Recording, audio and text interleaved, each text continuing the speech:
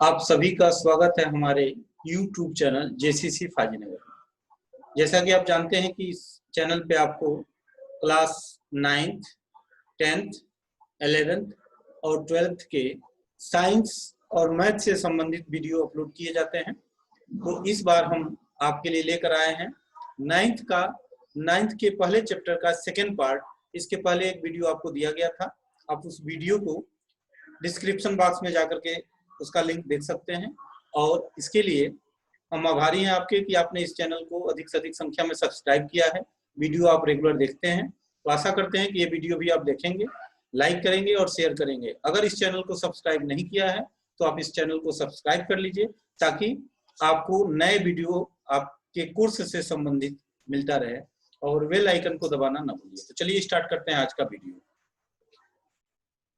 तो आज के वीडियो में जो पहले चैप्टर पढ़ाया गया था उसका सेकेंड पार्ट है, और इस वीडियो में द्रव्य की अवस्थाओं के बारे में आपसे डिस्कस किया जाएगा कि द्रव्य की कितनी अवस्थाएं होती हैं और उनको हम कैसे डिफाइन करते हैं।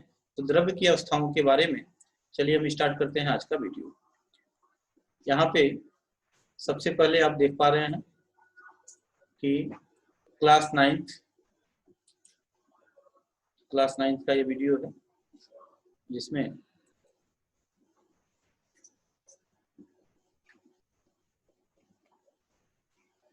Class 9th science chemistry NCERT से संबंधित इसमें नोट आपको दिए जाते हैं।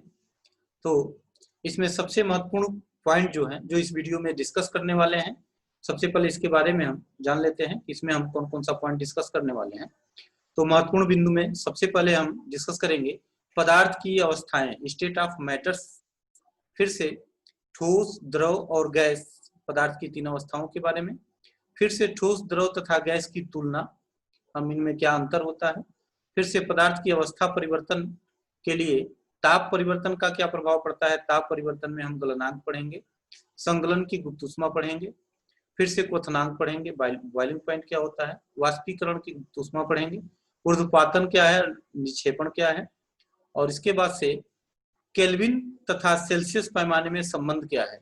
और इसके अलावा हम इस पर आधारित दाब परिवर्तन के प्रभाव पढ़ेंगे और कुछ प्रश्न दिए जाएंगे जिसका जवाब आपको देना होगा। तो चलिए हम स्टार्ट करते हैं पदार्थ की अवस्थाएं। तो पता है कि पदार्थ की कुल 3 भौतिक अवस्थाएं होती हैं, जिसमें से पहले नंबर पर है ठोस, जिसको हम कहते हैं सॉलिड। दूसरे नंबर पर है द्रव, गैस। तीसरे नंबर पर गैस। और यहाँ पे आपको फिगर के माध्यम से सॉलिड के पार्टिकल्स दिखाने का प्रयास किया गया है, जिसमें आप देख पा रहे हैं कि सॉलिड के पार्टिकल एक दूसरे के बहुत नजदीक होते हैं, जबकि लिक्विड में जो पार्टिकल्स होते हैं, मॉलिक्यूल होते हैं, अणु होते हैं, दूर दूर होते हैं, और गैस में यह अणु बहुत दूर होते हैं।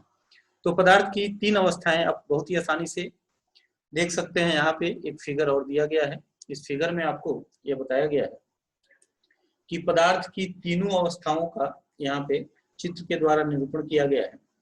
यहाँ पे आप एक कप में देख रहे हैं कि कप क्या है, सॉलिड है। उसमें अगर चाय रखा गया है तो यह लिक्विड स्टेट में है, और उससे जो भाप निकलता है वो गैसियस स्टेट में है।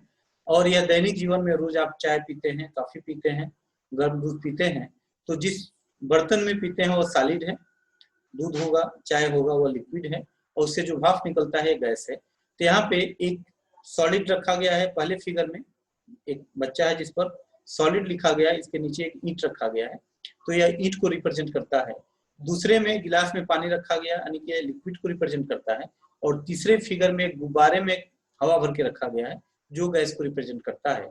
तो पदार्थ की कुल 3 अवस्थाएं होती हैं। पूछा जाए कि पदार्थ की कुल कितनी भौतिक अवस्थाएं होती हैं, तो आप लिखेंगे पदार्थ की कुल 3 भौतिक अवस्थाएं होती हैं, ठोस, द्रव और गैस। इसके बाद ठोस की डिफिनेशन क्या होती है, ठोस किसे कहते हैं। आपने ठोस में बहुत सारे चीजें आपको याद होंगी, आपने दैनिक जीवन में देखा होगा। आप जिस पेन से लिखते हैं वो ठोस है, क्योंकि उसका आकार और आयतन निश्चित होता है। जिस मेज पर पढ़ते हैं वो भी एक ठोस है। बिस्तर पर सोते हैं, जो मेज हो, कुर्सी हो, पलंग हो, वो भी एक ठोस है। पंखा हो, ये सारे ठोस हैं।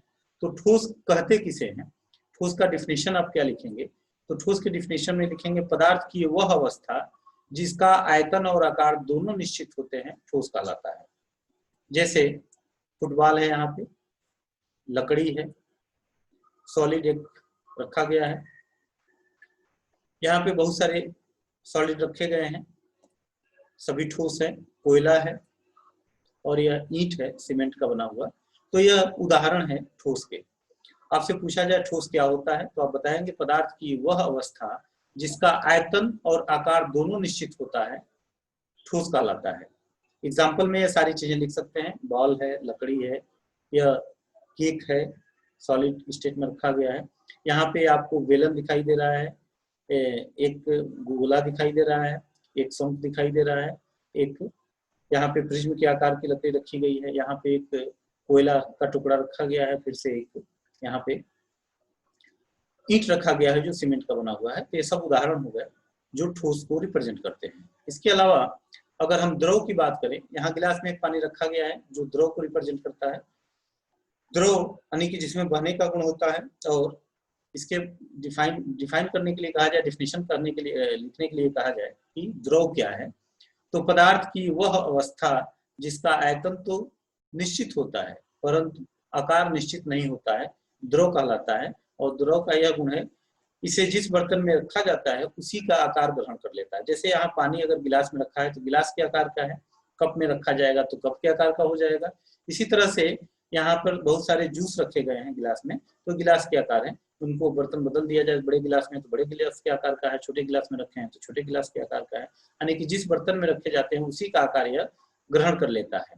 यहाँ पर सिरप या हनी, मधु है, वो भी क्या है, एक लिक्विड है, जिस बर्तन में रखेंगे, जैसे सीसी से एक चम्मच में गिराया जा रहा है तो ये चम्मच के आकार को धारण कर लेता है। इसी प्रकार से एक बोतल में दूध है और उसको हम गिलास में गिराते हैं तो गिलास के आकार का बन जाता है। इसका आयतन तो निश्चित होता है लेकिन आकार निश्चित नहीं होता है, तो यह द्रव कहलाता है। एक बार फिर से देख लीजिए, पूछा जाए द्रव क्या है तो लिखेंगे पदार्थ की वह अवस्था जिसका आयतन तो निश्चित होता है परंतु आकार निश्चित नहीं होता है, द्रव कहलाता है। अब जो तीसरा स्टेट बचा है वह है गैस। अब गैस किसे कहते हैं, पदार्थ की वह अवस्था जिसका आयतन और आकार दोनों अनिश्चित होता है, गैस कहलाता है। और जैसे यहाँ पे गुब्बारे में जो चीज भरी होती है उसे गैस कहते हैं, गैस हवा भरा हुआ है, गैस है। इसके बाद से एलपीजी गैस को जलते हुए आपने देखा होगा, ये गैस है। फिर से सिलेंडर में जो चीज भरा होता है वो भी गैस है। यहाँ लिखा गया hydrogen, oxygen, ammonia, carbon monoxide gas, CO2 यानी कि कार्बन डाइऑक्साइड, Cl2 यानी कि क्लोरीन, N2 यानी कि नाइट्रोजन, ये सभी गैस के उदाहरण है। तो आपसे पूछा जाए गैस क्या है तो लिख सकते हैं पदार्थ की वह अवस्था जिसका आयतन तो न तो आयतन निश्चित होता है और न आकार निश्चित होता है, यह गैस कहलाता है। अब ठोस, द्रव तथा गैस की तुलना कैसे करेंगे, इन तीनों में क्या अंतर है, अगर अंतर लिखने के लिए कहा जाए या कहा जाए कि इनकी तुलना कीजिए तो आप यह टेबल बना सकते हैं। इस टेबल में पहले जो रेड कलर से दिखाया गया क्रमांक लिखा गया है, गुण लिखा गया है इसमें, फिर ठोस, द्रव और गैस। आकार के बारे में बात किया जाए तो ठोस का आकार निश्चित होता है जबकि द्रव का आकार निश्चित नहीं होता है, इसे जिस बर्तन में रखते हैं उसी का आकार ग्रहण कर लेता है। अब इसके बाद से जो गैस है, गैस का भी आकार निश्चित नहीं होता है। अब आयतन की बात करें तो ठोस का आयतन निश्चित होता है, द्रव का भी आयतन निश्चित होता है लेकिन गैस का आयतन निश्चित नहीं होता है। घनत्व की बात करते हैं तो घनत्व सबसे अधिक ठोस का होता है, ठोस से कम द्रव का होता है और सबसे कम गैस का होता है। तरलता यानी कि बहने का गुण जो है ठोस में नहीं होता है और द्रव में बहने का गुण पाया जाता है और गैस में भी बहने का गुण पाया जाता है। उष्मा का प्रभाव से ठोस कम फैलता है और द्रव ठोस से अधिक फैलता है और गैस सबसे अधिक फैलता है क्योंकि इनकी अणुओं की गतिज ऊर्जा बढ़ जाती है और वो गति करने के लिए स्वतंत्र होते हैं, इसलिए इनका फैलाव सबसे ज्यादा होता है गैसों में। दाब का प्रभाव, ठोस को दबाया नहीं जा सकता, बहुत कम दबाया जा सकता है, जबकि द्रव को ठोस से अधिक दबाया जा सकता है और गैस को सबसे अधिक दबाया जा सकता है। गलनांक तथा क्वथनांक, गलनांक होता है ठोस में, द्रव में क्वथनांक होता है और गैस में क्रांतिक ताप होता है। अवकाश, अणुओं के बीच का जो अवकाश होता है, जगह होता है, वो ठोस में सबसे कम होता है, द्रव में ठोस से अधिक होता है और गैस में सबसे अधिक होता है। इसके बाद हम पदार्थ की अवस्था परिवर्तन के बारे में पढ़ेंगे कि पदार्थ की अवस्थाएं कैसे परिवर्तित होती हैं, द्रव से गैस में या ठोस से द्रव में, द्रव से गैस में कैसे परिवर्तित होती हैं, या फिर से गैस से द्रव में, द्रव से ठोस में कैसे परिवर्तित होती है। तो पदार्थ की तीनों अवस्थाओं को एक दूसरे में बदला जा सकता है। अवस्था परिवर्तन के लिए आवश्यक कारक निम्नवत हैं। पहला ताप परिवर्तन, दूसरा है दाब परिवर्तन। ताप परिवर्तन करके भी हम ठोस का अगर ताप बढ़ा दिया जाए तो यह द्रव में परिवर्तित हो जाएगा, जैसे कि यहाँ एरो से दिखाया गया है, और द्रव का ताप बढ़ा दिया जाए तो यह गैस में परिवर्तित होने लगता है। इसका उल्टा भी सही है, अगर गैस का ताप कम कर दिया जाए तो यह लिक्विड में यानी कि द्रव में बदल जाता है, और द्रव का ताप कम कर दिया जाए तो यह सॉलिड में परिवर्तित हो जाता है। जैसे आप एक गिलास में पानी रख लें और फ्रीजर में इसको डाल दें, यानी कि ताप कम करेंगे तो यह द्रव से ठोस में बदल जाएगा। ताप परिवर्तन का प्रभाव, अब इसमें हम पढ़ेंगे ताप परिवर्तन का क्या प्रभाव पड़ता है। तो ताप परिवर्तन का प्रभाव पढ़ने के लिए अगर हम यह चेक करें कि ताप बढ़ाने पर द्रव में क्या परिवर्तन होता है या ठोस में क्या परिवर्तन होता है, तो चलिए इस पर आगे डिस्कस करते हैं। ताप परिवर्तन और दाब परिवर्तन के बारे में हम यहाँ डिस्कस करेंगे। जैसा कि आप यहाँ देख पा रहे हैं कि ताप परिवर्तन के कर भी हम एक स्टेट से दूसरे स्टेट में जा सकते हैं, लिक्विड से सॉलिड में, सॉलिड से गैस में, और गैस से फिर से द्रव में, और द्रव से फिर से ठोस में आ सकते हैं। तो यहाँ पे ये चीजें जो दिखाई दे रही हैं, यहाँ पे हम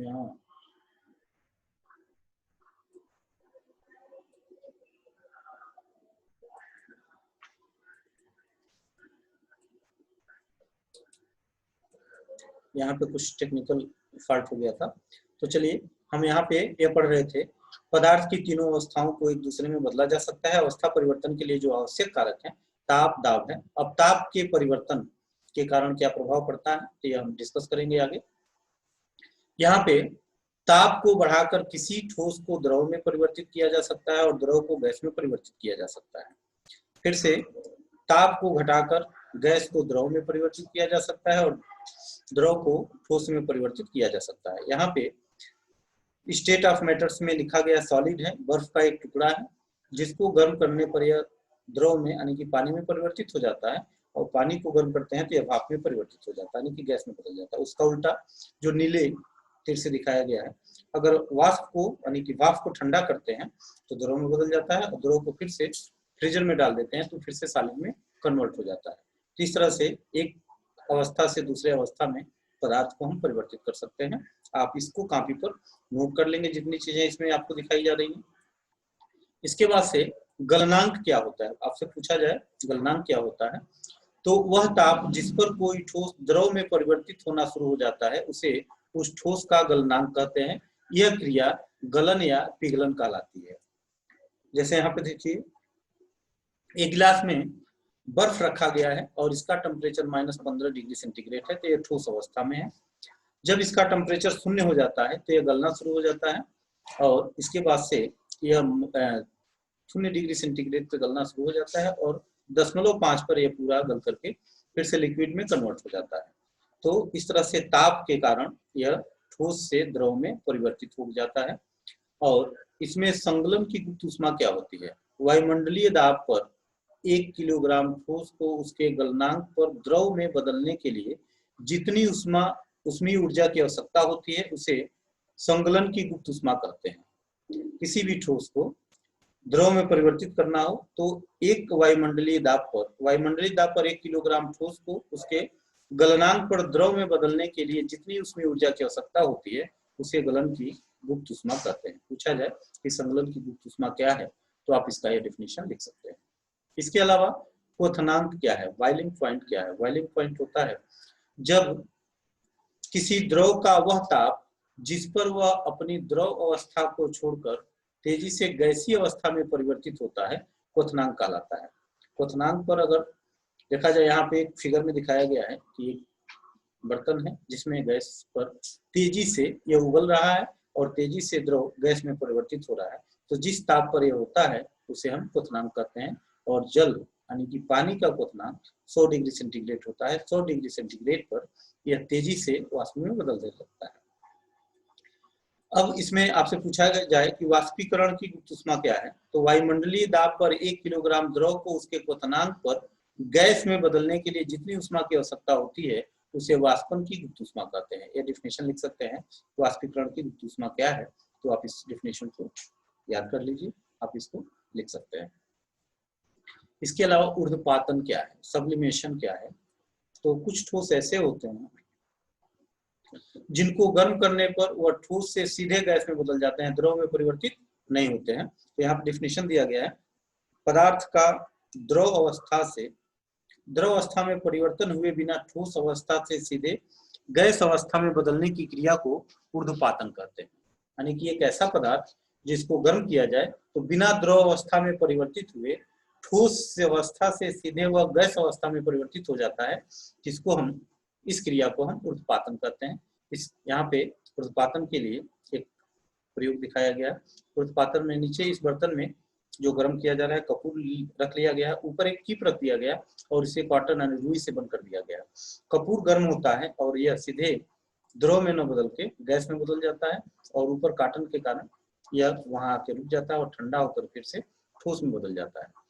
तो किसी भी ठोस का सीधे द्रव में बिना बदले गैस में बदलना यह ऊर्ध्वपातन की क्रिया कहलाती है। इसके अलावा निक्षेपण क्या है, ऊर्ध्वपातन की विपरीत क्रिया को यानी गैस से सीधे ठोस में बदलने की क्रिया को निक्षेपण कहते हैं। और इसके उदाहरण है, यह अमोनियम क्लोराइड है, कपूर है, नेप्थलीन की गोलियां हैं, आपने देखा होगा जो कपड़े में रखा जाता है, आयोडीन है और एंथ्रासीन है। यह सब ऐसे पदार्थ हैं जिसको गर्म करने पर ठोस से डायरेक्ट गैस में और गैस को ठंडा करने पर सीधे ठोस में बदल जाते हैं। इसमें द्रव नहीं आता है, द्रव वाला अवस्था नहीं आता है। इन पदार्थों को हम ऊर्ध्वपातज पदार्थ भी कहते हैं। तो ऊर्ध्वपातज पदार्थ के उदाहरण पूछा जाए क्या क्या है, तो अमोनियम क्लोराइड, कपूर, नेप्थलीन की गोलियां, आयोडीन और एंथ्रासीन, यह इसके उदाहरण है।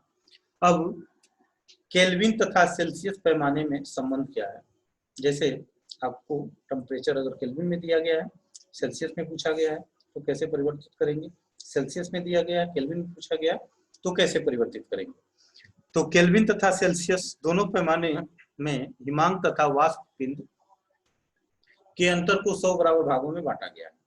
यहाँ पे देखिए, एक तापांतर मतलब 1 केल्विन होता है और यहाँ पे 0 डिग्री सेंटीग्रेड बराबर 273 केल्विन होता है और केल्विन बराबर होता है C प्लस 273। और सेल्सियस में अगर फाइंड करना है तो K माइनस 273 से हम सेल्सियस पैमाने में कन्वर्ट कर लेते हैं। इसके अलावा ताप का एसआई मात्रक केल्विन होता है और इसे केल से डिनोट करते हैं। यहाँ पे आपको 3 फिगर दिखाए गए हैं, एक फ़ारेनहाइट है, एक सेल्सियस है और केल्विन है। तो यहाँ पे आपके कोर्स में सेल्सियस और केल्विन पर ही बात करेंगे। यहाँ देखिए, यह हिमांक बिंदु है 0 डिग्री सेंटीग्रेड और हिमांक बिंदु को केल्विन वाले में 273 लिखा गया है। यहाँ पे सेल्सियस में 100 लिखा गया है, भाप बिंदु है, और यहाँ पे 373 लिखा गया है।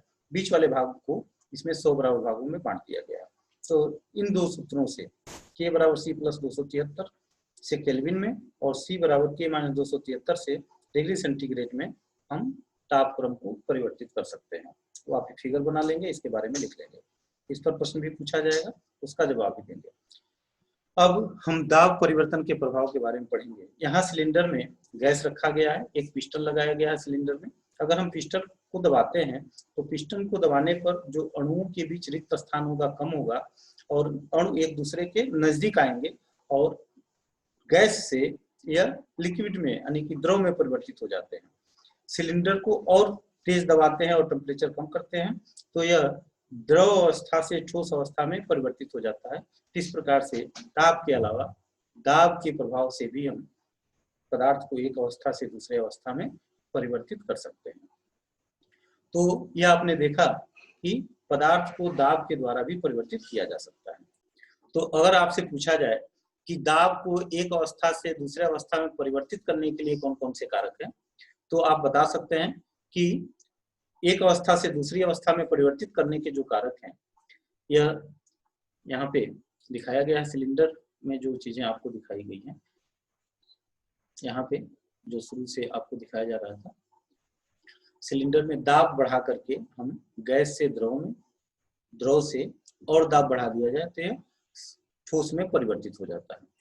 अब इसके बाद से एनसीईआरटी के जो प्रश्न है, महत्वपूर्ण प्रश्न है, इस पर हम डिस्कस कर लेते हैं। आप प्रश्न का जवाब अपने कॉपी में लिखेंगे और इसको याद कर लेंगे। जैसे पहला प्रश्न है आपका, किसी तत्व के द्रव्यमान प्रति इकाई आयतन को घनत्व कहते हैं। घनत्व बराबर होता है द्रव्यमान बटे आयतन। बढ़ते हुए घनत्व के क्रम में लिखिए, वायु है, चिमनी का धुआं है, शहद है, चाक है, जल है, चाक है, रुई है और लोहा है। तो आप बता सकते हैं कि किसका घनत्व सबसे कम होगा। वायु का घनत्व सबसे कम होगा, इसके बाद से चिमनी का धुआं आएगा, इसके बाद से जल आएगा और जल से अधिक घनत्व होता है शहद का, शहद के बाद से रुई, रुई के बाद से चाक और चाक के बाद से लोहा। तो यह सारी चीजें हैं बढ़ते हुए घनत्व के क्रम में रखी जाती हैं। इस तरह से पदार्थ की अवस्था की विभिन्न अवस्थाओं के गुणों में होने वाले अंतर को सारणीबद्ध कीजिए। अभी हमने ठोस, द्रव तथा गैस की तुलना के लिए एक सारणी बनाया था, वो सारणी आपसे पूछा जा रहा है तो आप भी बना लेंगे।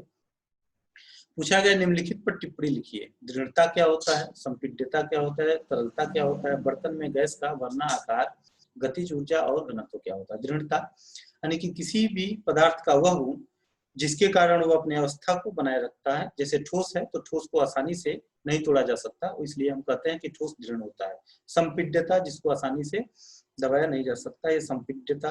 तरलता, जिसमें बहने का गुण होता है। बर्तन में गैस जब भरा जाता है तो बर्तन के पूरे भाग को भरता है। आकार, जैसे मेज, कुर्सी, उनके विभिन्न आकार के होते हैं, लेकिन उनको हम उसी आकार में देखते हैं, पहचानते हैं। गतिज ऊर्जा है, घनत्व है। इन सब पर आपको टिप्पणी लिखना है और इसको आप लिख करके कॉपी में और याद कर लीजिएगा। तीसरा प्रश्न है, कारण बताइए। गैस पूरी तरह से उस बर्तन को भर देता है जिसमें उसे रखा जाता है।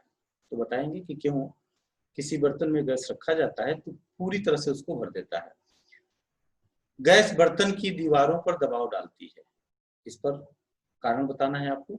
लकड़ी की मेज ठोस कहलाती है। हवा में हम आसानी से अपना हाथ चला सकते हैं। यह पहले चैप्टर में भी पूछा गया था कि पानी में भी हम अपना हाथ आसानी से चला सकते हैं, इसका क्या कारण है। और इसी का अगला पार्ट है क्वेश्चन नंबर 4 में, सामान्यतया ठोस पदार्थों की अपेक्षा द्रवों का घनत्व कम होता है, लेकिन आपने बर्फ के टुकड़े को जल में तैरते हुए देखा होगा। पता लगाइए ऐसा क्यों होता है। आपने देखा होगा कि पानी में अगर हम बर्फ डालते हैं तो पानी द्रव है, उसका घनत्व कम होना चाहिए, और बर्फ ठोस है, इसका घनत्व अधिक होना चाहिए। तो पानी में बर्फ को डूब जाना चाहिए, लेकिन ऐसा नहीं होता है। इसका क्या कारण है, आप कारण बताएंगे। और कारण अगर नहीं समझ में आता है तो आप कमेंट करिएगा, इसका जवाब भी हम आपको देंगे। इसके अलावा जो दूसरी एक्सरसाइज है, इसमें आपसे पूछा गया है, निम्नलिखित तापक्रम को, यहाँ पे दिया गया है, निम्नलिखित तापक्रम को सेल्सियस में बदलिए। 300 केल्विन है, तो 300 केल्विन को सेल्सियस में बदलने के लिए 300 में से 273 घटा देंगे, 27 डिग्री सेंटीग्रेड हो जाएगा। और 573 केल्विन में से 273 घटा देंगे तो 300 केल्विन हो जाएगा। ये आप लिख करके सॉल्व कर सकते हैं। अभी जो फार्मूला बताया गया है उसी पर आधारित है। निम्नलिखित तापक्रम पर जल की भौतिक अवस्था क्या होगी। 250 डिग्री सेंटीग्रेड पर जल किस अवस्था में होता है, जाहिर सी बात है कि गैस अवस्था में होता है। और 100 डिग्री सेंटीग्रेड पर वह द्रव से गैस में परिवर्तित होता है। किसी भी पदार्थ की अवस्था परिवर्तन के दौरान ताप स्थिर क्यों रहता है, क्योंकि जल को गर्म करते हैं, जब 100 डिग्री सेंटीग्रेड उसका टेम्परेचर हो जाता है तो टेम्परेचर 100 डिग्री सेंटीग्रेड ही बना रहता है, चाहे आप जितनी भी ऊर्जा दे दें, क्योंकि बाकी ऊर्जा उसको अवस्था परिवर्तन करने में खर्च होता है। द्रव अवस्था से गैस अवस्था परिवर्तन करने में वह पूरा खर्च हो जाता है, इसलिए टेम्परेचर स्थिर हो जाता है, टेम्परेचर नहीं बदलता है। वायुमंडलीय दाब, वायुमंडलीय गैस को द्रव में परिवर्तित करने के लिए कोई विधि सुझाइए। अब किस विधि से हम वायुमंडलीय गैस को द्रव में परिवर्तित कर सकते हैं, इसका कोई विधि अगर है तो आपको इस पर नोट लिखना है, आप इस पर डिस्कस करिएगा। अगर नहीं आता है तो आप कमेंट बॉक्स में लिखिएगा, इसका भी जवाब हम देंगे। तो यह पूरा आपका था। हम आशा करते हैं कि आप इस वीडियो को लाइक करेंगे। अगर सब्सक्राइब नहीं किया है तो सब्सक्राइब करिएगा, बेल आइकन दबाना ना भूलिएगा। बेल आइकन दबाने से आपको हमेशा नए वीडियो का नोटिफिकेशन मिलता रहेगा और अधिक से अधिक बच्चों में शेयर करिए। वीडियो आप देख रहे हैं इसके लिए बहुत बहुत धन्यवाद। पूरा वीडियो देखने के लिए thank you for watching video. धन्यवाद। यदि आप यह वीडियो लाइक करते हैं, सब्सक्राइब करते हैं, तो इसका अगला पार्ट हम जल्द ही आपको प्रोवाइड कराएंगे। तो आप इस वीडियो को अधिक से अधिक संख्या में लाइक करिए, सब्सक्राइब करिए। अगर चैनल नहीं सब्सक्राइब किया है तो सब्सक्राइब कर लीजिए और इसको लाइक करिए तथा अधिक से अधिक बच्चों में शेयर करिए। धन्यवाद।